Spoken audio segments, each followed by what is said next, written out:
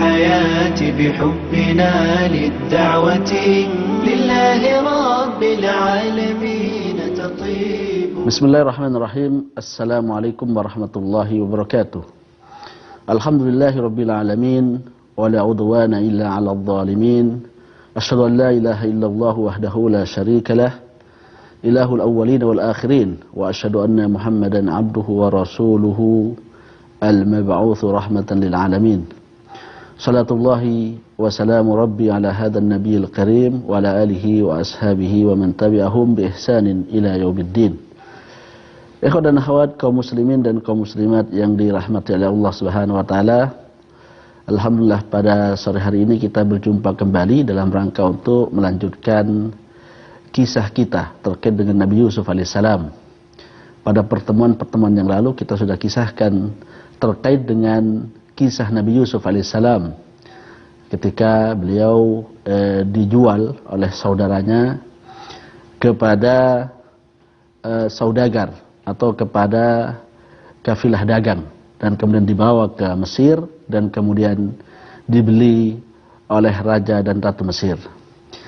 Kisah kita pada sore hari ini akan berkaitan dengan fitnah atau ujian yang menimpa Nabi Yusuf alaihissalam ketika beliau berada di kerajaan atau di rumah tuannya, yang mana tuannya ini merupakan seorang raja dan seorang ratu di kota Mesir. Tentunya memiliki kekayaan yang besar, kekuatan yang besar, dan juga memiliki pengaruh yang sangat besar. Salah satu di antara keutamaan Nabi Yusuf adalah ketampanan beliau. Jadi beliau adalah seorang lelaki yang sangat tampan. Ya, bahkan dalam sebuah riwayat bahwasanya beliau yu'ta syatru al-jamal, bahwa beliau diberikan separuh ketampanan seluruh penghuni dunia ini. Jadi kalau ketampanan di seluruh dunia ini dikumpulkan, maka Nabi Yusuf alaihissalam mendapatkan separuh dari ketampanan seluruh penduduk bumi ini. Ini menunjukkan apa? Ketampanan yang sangat luar biasa yang dimiliki oleh Nabi Yusuf alaihissalam. Karena ketampanan inilah, ya, ketika Nabi Yusuf sudah dewasa, ya, maka kemudian tuannya atau nyonya yang menjadi istri dari tuannya tergoda, ya, jatuh cinta kepada Yusuf dan tergoda untuk berbuat sesuatu yang keji, yaitu perbuatan zina dengan Nabi Yusuf alaihissalam, dan mulai mengganggu dan menggoda serta merayu Nabi Yusuf alaihissalam. Nah, ini sebagaimana yang dikisahkan oleh Allah Subhanahu wa taala di dalam Al-Qur'an. Allah berfirman, وراودته التي هو في بيتها عن نفسه وغلقت الأبواب وقالت هيت لك. Dan kemudian kata Allah Subhanahu wa taala, wanita yang Yusuf tinggal di rumahnya, yaitu nyonya yang menjadi pemilik rumah, menggoda dan merayu Nabi Yusuf alaihissalam. Tentunya pemilik rumah ini adalah orang yang cantik, karena dia adalah seorang ratu dari kerajaan Mesir. Dan karena itu dia adalah seseorang yang cantik jelita. Dan Nabi Yusuf adalah seorang yang sangat tampan, sehingga kemudian tergoda istri dari Raja Mesir tadi kepada Nabi Yusuf alaihissalam, dan mulai menggoda, mulai merayu Nabi Yusuf alaihissalam. Bukan cuma merayu dan menggoda, mereka berduaan dalam sebuah ruangan, dalam sebuah kamar, ya. Kemudian wa ghallaqatil abwab. Wanita ini menutup seluruh pintu-pintu, menutup jendela-jendela, sehingga mereka hanya berdua dengan Nabi Yusuf. Tidak ada orang yang melihat, tidak ada orang yang tahu, sehingga kemudian ini tentunya menjadikan potensi yang sangat besar untuk berbuat perbuatan zina dan perbuatan keji tersebut. Kemudian tambah lagi wa qalat hayta lak. Bukan cuma itu saja. Wanita itu menyerahkan dirinya pasrah dan memanggil Nabi Yusuf alaihissalam agar kemudian berbuat keji terhadap wanita itu, menzinainya. Jadi dia terbuka, dia pasrah, membolehkan dirinya untuk dijamah oleh Nabi Yusuf alaihissalam. Jadi ini merupakan faktor-faktor yang berkumpul, ya, pada waktu tersebut. Coba kita bayangkan, bagaimana jikalau seluruh faktor-faktor ini berkumpul pada diri kita. Wanitanya cantik, kemudian mereka berduaan, ya, dalam sebuah ruangan, tidak ada yang lihat dan tidak ada yang tahu. Kemudian yang mau itu adalah wanitanya. Jadi bukan lelakinya yang memulai. Wanitanya dengan suara yang tentunya indah, ya, mengajak untuk berbuat keji, menutup seluruh pintu dan jendela, ya, dan kemudian wanita ini pasrah dan memanggil Nabi Yusuf alaihissalam untuk berbuat keji terhadap dirinya. Maka kumpulan akumulasi dari faktor-faktor ini tentunya merupakan kunci yang sangat besar bagi Nabi Yusuf untuk terjatuh ke dalam perbuatan keji tersebut, yaitu perbuatan zina. Belum lagi ditambah dengan beberapa hal kata para ulama kita, ya, bahwa Nabi Yusuf alaihissalam adalah seorang hamba, ya, seorang hamba, seorang budak, ya, sehingga kemudian tentunya dia memiliki sifat inferior, sifat lemah di hadapan para majikannya, yaitu harus melakukan kehendak dan perintah majikannya. Kemudian lagi Nabi Yusuf alaihissalam berada jauh dari tanah kelahirannya, ya.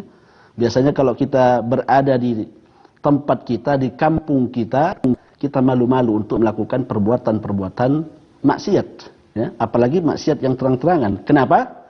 Karena banyak orang yang mengenal kita, sehingga ketika kita jatuh terhadap perbuatan maksiat, keburukan dan kekejian, maka ini akan mencoreng kehormatan kita, mengoyak kehormatan keluarga kita. Nabi Yusuf tidak ada urusan dengan ini, karena sangat jauh dari keluarganya. Tidak ada yang kenal dengannya di tempat tersebut. Kemudian ditambah lagi Nabi Yusuf adalah seorang pemuda, seorang remaja, yang tentunya masa-masa remaja merupakan masa-masa yang sangat kuat, sangat kuat potensi syahwatnya, ya, sehingga kemudian sangat besar potensinya untuk terjatuh dalam perbuatan zina ini. Coba, ini adalah faktor-faktor yang disebutkan oleh para ulama-ulama kita terkait dengan Nabi Yusuf. Namun apa yang terjadi? Nabi Yusuf bersabar, ya, bersabar untuk tidak terjatuh ke dalam perbuatan maksiat ini. Dan beliau mengatakan, qala ma'adzallah, aku berlindung kepada Allah Subhanahu wa taala. Ma'adzallah a'tasimu billah, saya berlindung, ya, kepada Allah Subhanahu wa taala terhadap perbuatan keji ini, perbuatan zina ini. Sehingga kemudian beliau mengingat bahwasannya ada Allah Subhanahu wa taala yang maha kuat, yang maha aziz, yang mana Allah Subhanahu wa taala dijadikan sandaran oleh Nabi Yusuf, ya, sehingga kemudian ini memperkuat keimanannya kepada Allah Subhanahu wa taala. Innahu rabbi ahsana mathwaya. Beliau kemudian mengatakan bahwasanya tuanku, yaitu suami dari wanita ini, ahsana mathwaya. Innahu rabbi ahsana mathwaya, bahwasanya dia adalah tuan yang sangat baik, ya, memuliakan saya, menghormati saya dalam kehidupan sehari-hari, sehingga innahu la yuflihudz zalimun, sesungguhnya tidak akan beruntung orang yang berbuat zalim. Dalam artian bahwa Nabi Yusuf alaihissalam enggan untuk membalas kebaikan tuannya, karena selama ini tuannya bergaul dengan baik, ya, memperhatikan dia, kemudian memuliakan dia, tidak mendolimi dia, maka beliau tidak ingin membalas kebaikan tuannya dengan keburukan. Apa keburukannya? Berbuat serong dan zina dengan istrinya. Ini merupakan upaya Nabi Yusuf alaihissalam untuk meredam gejolak syahwat yang berada dalam hati beliau. Jadi ini adalah bentuk kesabaran Nabi Yusuf terkait dengan menjauhi maksiat Allah Subhanahu wa taala. Tentunya dalam kisah ini kita tahu bahwa Nabi Yusuf diuji, yang pertama diuji dengan dijauhkan dari ayahnya, ya. Dan beliau bersabar. Ini ujian dengan musibah. Allah berikan kepada dia musibah, yaitu apa? Dipisahkan dengan ayahnya yang tercinta, dipisahkan dengan keluarganya, yaitu dengan adik kandungnya. Ini merupakan musibah. Dan Nabi Yusuf alaihissalam bersabar pada waktu itu.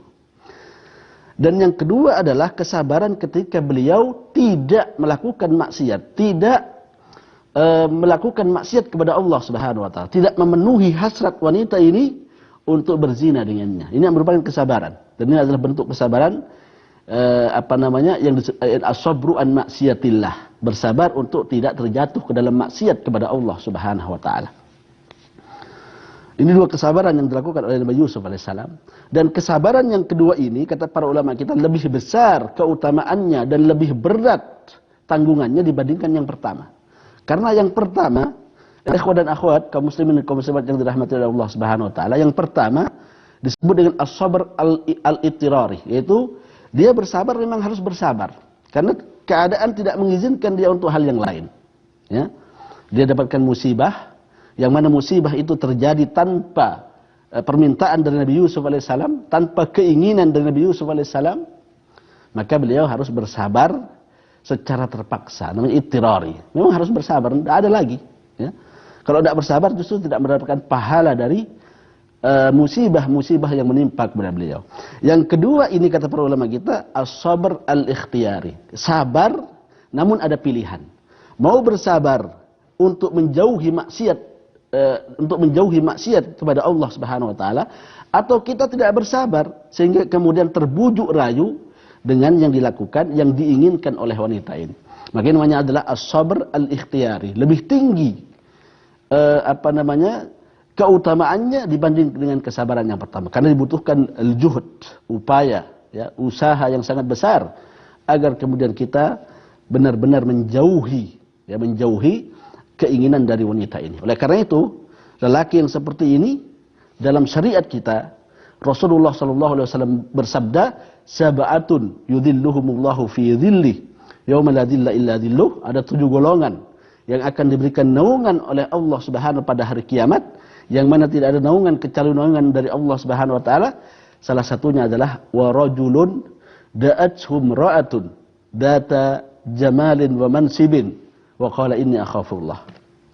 Bahwa seorang laki-laki yang diajak oleh wanita untuk berbuat keji, berbuat zina, dan wanita itu sangat cantik dan memiliki kedudukan dan jabatan, dan laki-laki itu menolak dan mengatakan inni akhafullah, saya takut kepada Allah Subhanahu wa taala. Inilah Nabi Yusuf alaihissalam sebagaimana dikisahkan oleh Allah Subhanahu wa taala dalam ayat ini, mendapatkan keutamaan, diberikan naungan oleh Allah Subhanahu pada hari kiamat kelak, padahal pada waktu itu adalah keadaannya sangat genting, sangat panas dan lain sebagainya, namun keutamaan yang didapat adalah mendapatkan naungan dari Allah Subhanahu wa taala. Kemudian Allah mengatakan atau berfirman, walaqad hammat bihi, ya, bahwa wanita itu sangat tergoda, sangat cinta kepada Yusuf, ya, sangat ingin berbuat zina dengan Nabi Yusuf.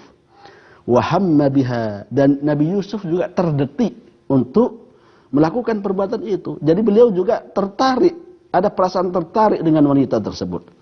Laula an ra'a burhana rabbi, seandainya beliau tidak melihat bukti-bukti dan ayat-ayat dari Allah Subhanahu wa taala. Kadzalika linasrifa anhu su'a wal fahsya, demikianlah kami akan jauhkan Nabi Yusuf dari keburukan dan dari kekejian. Innahu min ibadinal mukhlasin, bahwa Nabi Yusuf adalah dari hamba-hamba pilihan kami, kata Allah Subhanahu wa taala. Ini walaqad hammat bihi wa hamma biha. Jadi kedua belah pihak ada ketertarikan. Namun para ulama kita mengatakan bahwa ada perbedaan antara ketertarikan sang wanita dengan ketertarikan Nabi Yusuf alaihissalam. Ketertarikan wanita, dia sangat berhasrat, sangat bernafsu, ya, untuk berbuat zina dengan Nabi Yusuf alaihissalam. Buktinya adalah upaya-upaya yang dia lakukan, ya, dengan berduaan dengan Nabi Yusuf alaihissalam, menutup seluruh pintu, mengajak Nabi Yusuf alaihissalam dan membuka dirinya, memasrahkan dirinya kepadanya. Maka ini menunjukkan bahwa wanita ini yang merupakan istri dari Raja Mesir sangat berhasrat, ya, sangat bernafsu untuk berbuat zina dengan Nabi Yusuf alaihissalam. Sedangkan Nabi Yusuf wa hamma biha, ya, beliau juga ada ketertarikan, tapi ketertarikan Nabi Yusuf itu hanya bersitan saja, terbersit dalam hatinya. Ya, karena beliau manusia, ya, beliau juga punya nafsu, ya. Beliau adalah manusia yang normal. Sehingga kemudian ketika ada wanita yang cantik dan mendapatkan peluang untuk melakukan perbuatan serang, maka tentunya ada detikan-detikan, bersitan-bersitan dalam hati, nafsu mulai naik. Namun beliau dijaga oleh Allah Subhanahu wa taala dengan mengatakan ma'adzallah yang kita sebutkan tadi. Kemudian juga laula an ra'a burhana rabbih, beliau juga mendapatkan teguran, ya, mendapatkan peringatan dari Allah Subhanahu wa taala. Jadi beliau dijaga oleh Allah Subhanahu wa taala. Menunjukkan bahwa beliau adalah orang yang saleh, dijaga oleh Allah Subhanahu wa taala. Ada yang mengatakan bahwasannya ketika beliau hendak ada keinginan untuk berbuat itu, datang ayahnya. Dalam bentuk bayangan yang menegur Nabi Yusuf, menyentuh Nabi Yusuf sehingga beliau kemudian ingat kembali. Ada mengatakan bahwa yang datang adalah malaikat memperingatkan Nabi Yusuf alaihissalam. Ini adalah penafsiran dari para ulama kita terhadap firman Allah Subhanahu wa taala, laula an ra'a burhana rabbih, ya, bahwa beliau diingatkan oleh Allah Subhanahu wa taala untuk tidak terjatuh ke dalam perbuatan keji tersebut. Kadzalika linasrifa anhu su'a wal fahsya innahu min ibadina al-mukhlasin. Ini pujian bagi Nabi Yusuf bahwa beliau adalah orang yang mukhlasin. Jadi ada dua bacaan, ada dua qiraah terhadap innahu min ibadina al-mukhlasin. Jadi ada dua. Yang pertama adalah mukhlasin. Kalau mukhlasin maka beliau adalah objek. Subjeknya adalah Allah Subhanahu wa taala. Bahwa Nabi Yusuf alaihissalam merupakan hamba pilihan kami yang kami jauhkan dari kesyirikan, kami jauhkan dari kekejian, dan kami akan berikan nanti kenabian kepadanya. Kemudian qiraah yang kedua, innahu min ibadinal mukhlisin. Ya, mukhlisin. Tadi mukhlasin, ini sekarang mukhlisin. Artinya beliau adalah subjek, pelaku. Bahwa Nabi Yusuf alaihissalam adalah merupakan seorang yang lurus, ya, yang bertauhid kepada Allah Subhanahu wa taala dan jauh dari kesyirikan dan jauh dari dosa-dosa besar. Ini merupakan pujian dari Allah Subhanahu wa taala terhadap Nabi Yusuf alaihissalam. Ayat ini, ikhwan dan akhwat yang dirahmati oleh Allah Subhanahu wa taala, menunjukkan kepada kita bahwasannya Allah Subhanahu wa taala yang kemudian menjadikan kita selamat dari kemaksiatan-kemaksiatan, ya. Oleh karena itu perlu bagi kita untuk senantiasa berlindung kepada Allah Subhanahu wa taala. Itu bukan karena kemampuan kita, kekuatan kita. Kita adalah orang yang lemah, mudah terjatuh ke dalam kemaksiatan kepada Allah Subhanahu wa taala. Tapi ketika kita berlindung kepada Allah Subhanahu wa taala, ya, kemudian bertawakal kepada Allah Subhanahu wa taala, insyaallah Allah Subhanahu wa taala akan memberikan kepada kita kekuatan, memberikan kepada kita jalan keluar, menambah ketakwaan dan juga keimanan kita sehingga kemudian kita bisa terlepas dari belenggu-belenggu nafsu dan maksiat, ya, yang senantiasa mengajak kita. Karena kita punya nafsu dan nafsu senantiasa mengajak kita untuk berbuat keburukan, ya. Oleh karena itu Nabi Yusuf alaihissalam mengatakan di ayat yang lain, wa ma ubarri'u nafsi innan nafsa la'ammaratun bisu. Saya tidak membebaskan diriku dari nafsu, karena nafsu itu senantiasa mengajak kepada keburukan dan kekejian.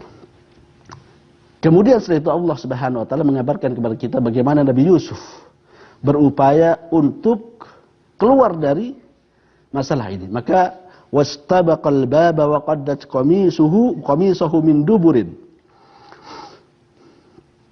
wa alfa ya sayyidaha ladzal bab. Ya. Kemudian Nabi Yusuf dengan wanita itu berlomba-lomba menuju pintu. Nabi Yusuf mencoba untuk lari dari wanita itu dan wanita ini mengejar agar kemudian Nabi Yusuf kembali ke dalam kamar dan melakukan perbuatan keji bersamanya. Satu perbuatan tapi niatnya berbeda, ya. Nabi Yusuf berniat untuk lari dari maksiat dan wanita ini berniat untuk menarik Nabi Yusuf dan melakukan perbuatan keji bersamanya. Tentunya pahalanya berbeda, keadaannya berbeda. Nabi Yusuf mendapatkan pahala dari Allah Subhanahu wa taala dan wanita ini tentunya mendapatkan dosa dari Allah Subhanahu wa taala. Wa qaddat qamisuhu min duburin. Karena lari, maka Nabi Yusuf membelakangi wanita itu.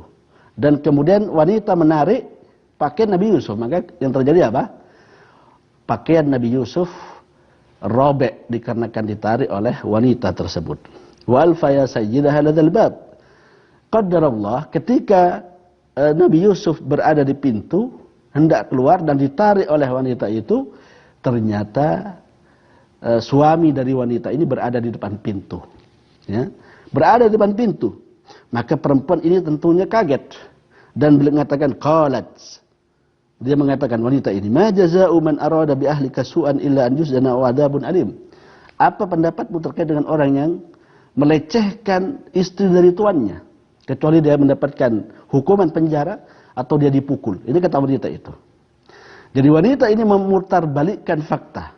Jadi ketika mendapati suaminya berada di pintu, ya, dia kaget dan terkejut sehingga kemudian berusaha untuk memutarbalikkan fakta agar suaminya tidak marah kepadanya dengan mengatakan seperti itu, bahwasanya saya ingin dilecehkan oleh Nabi Yusuf, oleh Yusuf alaihissalam. Maka hukumlah dia dengan dipukul atau dengan masuk ke dalam penjara. Ikhwan dan akhwat yang dirahmati oleh Allah Subhanahu wa taala, ini ayat ini menggambarkan kepada kita bahwa ketika seseorang itu ingin jauh dari maksiat, harus dua hal yang dia lakukan. Yang pertama adalah melakukan sababun syar'i, yaitu sebab syar'i. Apa itu? Berdoa kepada Allah Subhanahu wa taala, berlindung kepada Allah Subhanahu wa taala. Ini yang namanya sababun syar'i. Dan ini yang dilakukan oleh Nabi Yusuf alaihissalam, ya, dengan mengatakan ma'adzallah, ya, saya berlindung kepada Allah Subhanahu wa taala. Maka ini namanya adalah sababun syar'i. Jadi kita senantiasa berdoa kepada Allah Subhanahu wa taala agar kemudian dijauhkan dari kekejian, ya, dijauhkan dari kemungkaran, kemaksiatan, ya, dijauhkan dari kesyirikan, dari bid'ah dan lain sebagainya. Ini namanya sababun syar'i. Kemudian yang kedua adalah sababun kauni, yaitu sebab kauni. Artinya dia harus berusaha untuk melepaskan diri dari belenggu maksiat itu. Nah, dalam ayat ini dalam kisah Nabi Yusuf alaihissalam berusaha untuk lari dari wanita itu dengan meninggalkan wanita ini, dengan lari dari kamar tersebut, ya. Karena tentunya kalau dia senantiasa berduaan dengan wanita itu berbahaya. Bisa-bisa dia akan tergoda dengan wanita tersebut disebabkan karena senantiasa berduaan dengan wanita ini. Maka beliau apa? Wastabaqal baba. Lari dari wanita tersebut menuju ke pintu dan wanita itu juga lari, ya. Tujuan Nabi Yusuf lari dari wanita itu adalah agar kemudian beliau lepas dari belenggu wanita ini, jeratan dari wanita ini, agar jauh dari maksiat kepada Allah Subhanahu wa taala. Jadi ini merupakan cara agar kemudian kita dijauhkan oleh Allah Subhanahu wa taala dari maksiat, yaitu sababun syar'i, berdoa kepada Allah, berlindung kepada Allah, dan yang kedua adalah sababun kauni, yaitu berusaha sekuat tenaga untuk mencari cara agar kemudian kita terlepas dari maksiat tersebut, jauh dari maksiat tersebut dan meninggalkan maksiat tersebut. Dan dalam konteks Nabi Yusuf adalah dengan keluar dari kamar tersebut dengan berlari menuju ke pintu, meskipun kemudian berjumpa dengan tuannya, dan ini merupakan bentuk keselamatan, ya. Ketika ada tuannya di situ, maka tentunya wanita ini memotong dirinya, memotong nafsu dari wanita ini, menghalangi nafsu dari wanita ini karena ada tuannya, ya, sehingga kemudian Nabi Yusuf selamat. Dan ini merupakan pengaturan dari Allah Subhanahu wa taala pada waktu tersebut. Pertolongan dari Allah Subhanahu wa taala kepada Nabi Yusuf alaihissalam. Kalau tidak ada tuannya, ya mungkin saja akan tetap terjadi tarik menarik antara Nabi Yusuf dengan wanita tersebut. Kemudian yang kedua, dari ayat ini kita bisa dapatkan bahwa maksiat itu membawa dan memanggil maksiat yang lainnya, ya. Ini dalam kisah Nabi Yusuf, wanita ini kemudian menuduh Nabi Yusuf bahwa dia akan memperkosa dan melecehkan wanita tersebut, ya. Ma jaza'u man arada bi ahlika su'an. Jadi ini merupakan tuduhan serius kepada Nabi Yusuf bahwa Nabi Yusuf hendak melecehkan, hendak memperkosa wanita tersebut, ya, memutarbalikkan fakta. Padahal yang terjadi seperti kita sebutkan tadi bahwa wanita itulah yang tergoda dengan Yusuf, bahkan mengejar-ngejar Nabi Yusuf alaihissalam. Maka kita katakan bahwasanya maksiat itu bisa merusak seorang hamba, ya. Maksiat itu memanggil maksiat-maksiat yang lainnya. Satu maksiat yang kita lakukan bisa memanggil maksiat-maksiat yang lainnya. Seperti wanita ini, ya, satu keinginan dan hasrat yang kuat untuk berzina, ya, kemudian berupaya untuk mewujudkan keinginannya dan syahwatnya tersebut. Kemudian juga beliau atau wanita ini ketika ketahuan oleh suaminya menuduh Nabi Yusuf akan melecehkan. Inilah yang bisa kita sampaikan pada sore hari ini karena waktu yang pendek. Insyaallah kita akan berjumpa kembali di kesempatan yang akan datang. Wassallallahu ala nabiyil Mustafa wa ala alihi wa sahbihi wasallam wa akhiru da'wana alhamdulillahirabbil alamin. Assalamualaikum warahmatullahi wabarakatuh. بحبنا للدعوة لله رب العالمين تطيب. بحبنا للدعوة لله رب العالمين تطيب. أسعد قلوب